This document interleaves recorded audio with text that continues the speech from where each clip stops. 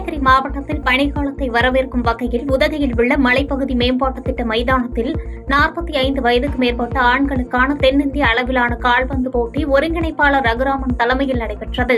2 நாட்களாக நடைபெற்று வந்த கால்பந்து இறுதிப் போட்டியில் நீலகிரி, புதுச்சேரி அணிகள் பங்கேற்றன. இதில் பாண்டிச்சேரி அணியை நீலகிரி அணி 3-2 என்ற வித்தியாசத்தில் வீழ்த்தி வெற்றி பெற்றது. வெற்றி பெற்ற அணிகளுக்கு பிரபல தொழிலதிபர் சிவகுமார் பரிசு கோப்பைகளை வழங்கி கௌரவித்தார்.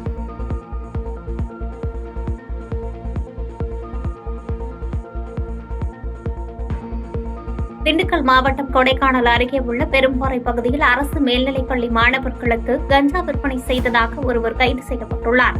தொடர்ந்து கைதான மணிமுத்து என்பவரிடமிருந்து 100 கிராம் கஞ்சாவை பறிமுதல் செய்த தாண்டிக்குடி போலீசார் கைதானவரிடமிருந்து தீவிர விசாரணை நடத்தி வருகின்றனர்.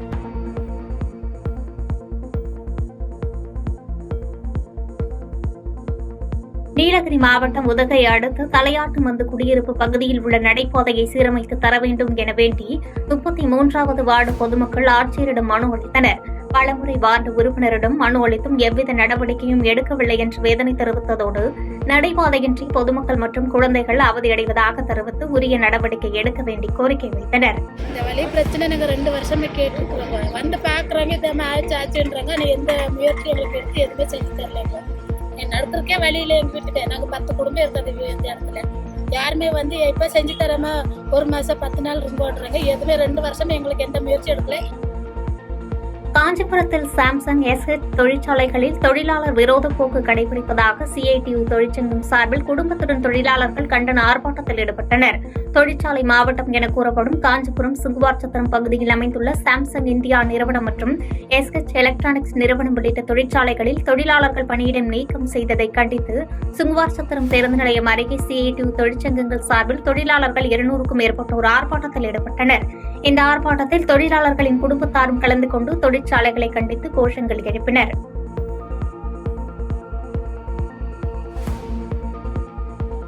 திருப்பத்தூர் மாவட்டம் ஜோலார்பேட்டை அருகே வக்கனம்பட்டியில் சொத்து பிரச்சினை காரணமாக மாமனை சரமாரியாக வெட்டி படுகொலை செய்த சம்பவம் கிராம மக்களிடையே அதிர்ச்சியை ஏற்படுத்தியுள்ளது.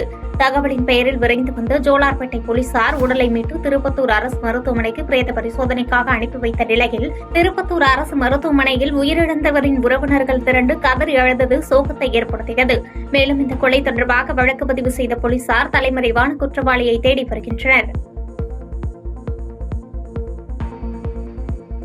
கள்ளக்குறிச்சி மாவட்டம் சங்கராபுரம் அருகே வட செட்டியந்தல் கிராமத்தில் நள்ளிரவில் திடீரென 3 மின்கம்பங்கள் உடைந்து வீட்டின் மீது விழுந்தது பொதுமக்களிடம் அச்சத்தை ஏற்படுத்தியது. விபத்தின் போது மின்கம்பிகள் ஒன்றோடு ஒன்று உரசி நெருப்பு பொறிகள் பறந்ததால் வீட்டிலிருந்த பொதுமக்கள் சாலையில் தஞ்சமடைந்தனர். இந்நிலையில் மின்சார வாரிய அதிகாரிகள் அசம்பாவிதங்கள் நடக்கும் முன்பு ஆபத்தான முறையில் உள்ள மின்கம்பங்களை மாற்றி அமைக்க வேண்டும் என அப்பகுதி குடியிருப்பு வாசிகள் கோரிக்கை வைத்துள்ளனர்.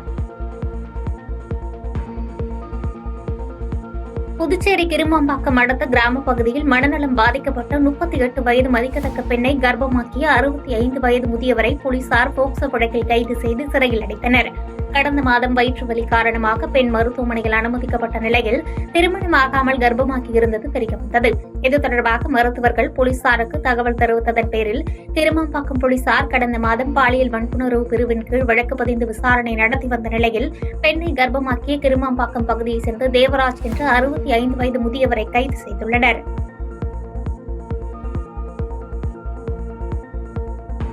சேலம் மாவட்டம் ஓமலூர் வட்டாரத்தில் மாணவர்கள் இளைஞர்களை குறிவைத்து கஞ்சா விற்பனை செய்த 5 பேரை போலீசார் கைது செய்து சிறையில் அடைத்தனர். கைதானவர்களிடமிருந்து 2 கிலோ கஞ்சாவை பறிமுதல் செய்த போலீசார் 5 பேரையும் மேட்டூர் நீதிமன்றத்தில் ஆஜர்படுத்தி சேலம் மத்திய சிறையில் அடைத்தனர். தொடர்ந்து கஞ்சா விற்பனை குறித்து ஓமலூர் போலீசார் கண்காணித்து வருகின்றனர். ராணிப்பேட்டை மாவட்டம் மேல்விசாரம் நகராட்சியில் பணிபுரியும் துப்புரவு பணியாளர்கள் பாதுகாப்பு உபகரணங்களின்றி தூய்மை பணியினை செய்து வருவது அதிர்ச்சியை ஏற்படுத்தியுள்ளது. இதனால் தூய்மை பணியாளர்களுக்கு நோய் தொற்று ஏற்படும் அபாயம் உள்ளது. இந்நிலையில் தூய்மை பணியாளர்களின் உடல் நலத்தின் மீது அக்கறை கொண்டு அவர்களுக்கு தேவையான பாதுகாப்பு உபகரணங்கள் அளிக்க வேண்டும் என்று அப்பகுதி சமூக ஆர்வலர்கள் மற்றும் பொதுமக்கள் கோரிக்கை முன்வைத்துள்ளனர்.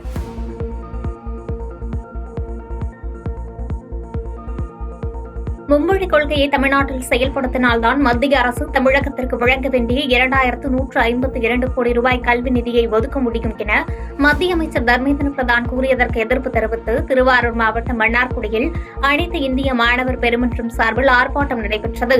மன்னார்குடி ராஜகோபால சுவாமி அரசினர் கலைக் கல்லூரி வாயிலில் அனைத்து இந்திய மாணவர் பெருமன்ற மாணவர்கள் வகுப்புகளை புறக்கணித்து மத்திய அமைச்சர் தர்மேந்திர பிரதானின் பேச்சுக்கு கண்டனம் தெரிவித்து கோஷங்கள் எழுப்பினர்.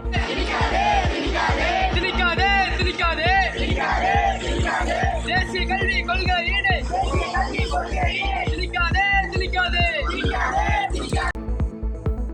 தேனி மாவட்டம் பெரியகுளம் மற்றும் அதன் சுற்றுவட்டார பகுதிகளான கும்பக்கரை, செலும்பு உள்ளிட்ட பகுதிகளில் சுமார் 40,000க்கும் மேற்பட்ட ஏக்கர் பரப்பளவில் மா விவசாயம் நடைபெற்று வரும் நிலையில் இந்த ஆண்டு மாமரங்கள் அனைத்தும் பூத்து குலுங்க துவங்கியுள்ளது. 5 ஆண்டுகளுக்கு பின்பு பெரியகுளம் பகுதியில் மா விவசாயத்தில் மாம்பூக்கள் பூத்து குலுங்கியுள்ளதால் நல்ல வருவாய் கிடைக்கும் என விவசாயிகள் நம்பிக்கையில் உள்ளனர்.